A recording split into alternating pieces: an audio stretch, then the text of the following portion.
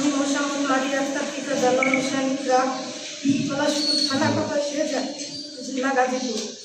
আমি এই মর্মে আপনাদের সামনে হাজির হয়ে আমার পবিত্র স্বামী মোহাম্মদ আতিক পিতা মৃত জসিমউদ্দিন গ্রাম ভুমনের চালা থানা কাপাসিয়া জেলা গাজীপুর এর বিরুদ্ধে অভিযোগ করতেছি যে আমার সাবেক স্বামী আতিক সামাজিক যোগাযোগ মাধ্যম বিভিন্ন প্ল্যাটফর্মে আমার বাবা এবং আমাকে নিয়ে বাংলা আর কুরুচিপূর্ণ একাধিক ভিডিও উদ্দেশ্য প্রণোদিতভাবে প্রচার করে এবং আমাকে মোবাইল ফোনে বিভিন্ন ধরনের হুমকি দিয়ে আসছে যা আমার বাবা এবং পরিবার আত্মীয় স্বজনের নজরে আসে।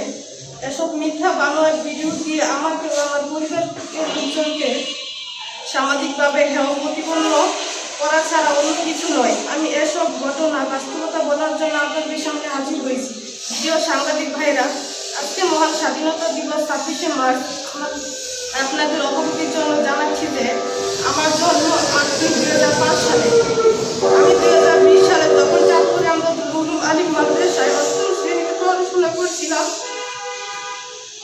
তখন ২০২০ সালে ২০শে ফেব্রুয়ারি আমি মাদ্রাসা ছুটি হওয়ার পর বাড়িতে যাওয়ার সময় আমার উক্ত স্বামী মোহাম্মদ আতিক আমাকে জোরপূর্বক আমার চোখ মুখ বেঁধে উঠিয়ে অজ্ঞাত স্থানে নিয়ে যায়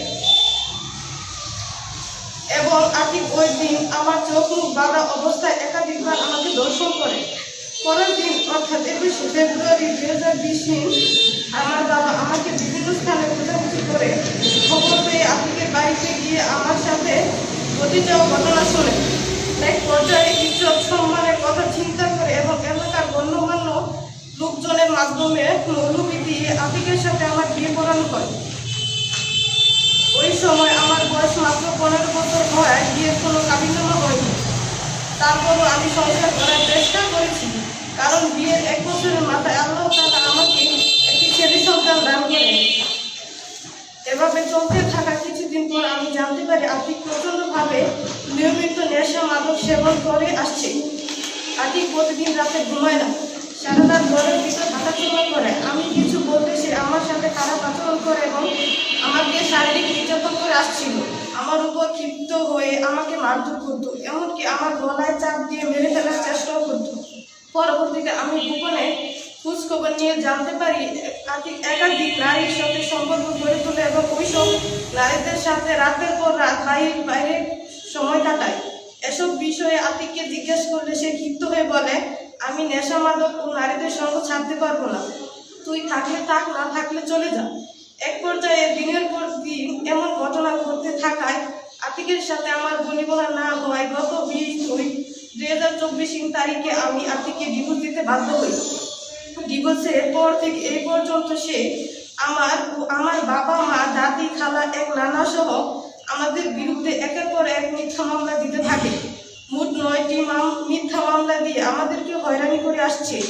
ওইসব মামলার কোনো ভিত্তি নেই। আমরা ২ বোন, আমার কোনো বাড়ি না থাকায় এক প্রকার অসহায়ত্বের মধ্যে জীবন কাটাচ্ছি। আমার কোনো গার্জিয়ান না থাকার কারণে আর্থিক বারবার মিথ্যা বানোয়ারভাবে ৯টি মামলাতে কিছু না করতে পেরে সামাজিক যোগাযোগ মাধ্যমে ফেসবুকে আমার ও আমার বাবা এবং পরিবার লোকজনকে জড়িয়ে কুরুচিপূর্ণ কথা বলে আমার বাবা মার মান সম্মান ক্ষুণ্ণ করা এবং আমাকে জড়িয়ে একাধিক মানুষের সাথে মিথ্যা বানোয়ার কথা বলে সামাজিকভাবে আমাদেরকে হেয় প্রতিপন্ন করায়। বর্তমানে আমার জীবন চলাচল এক ধরনের হুমকির মাঝে আছে। এমত অবস্থায় আমি আপনাদের মাধ্যমে প্রশাসনের হস্তক্ষেপ কামনা করছি এবং দেশবাসীর কাছে বিচার দাবি জানাচ্ছি।